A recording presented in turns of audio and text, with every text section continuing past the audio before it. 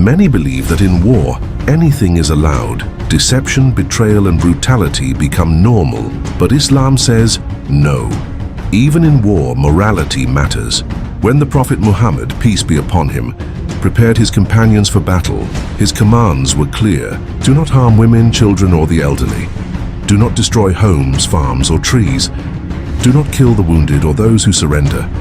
Do not betray peace treaties or act deceptively.